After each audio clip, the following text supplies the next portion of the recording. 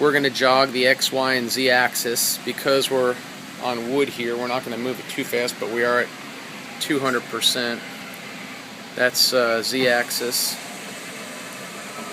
X. This is a 20 by 16 travel, XY travel. I believe the Z is 20 also. Here's your Y axis. Remember, these things are nice and quiet for a older unit, for any unit for that matter.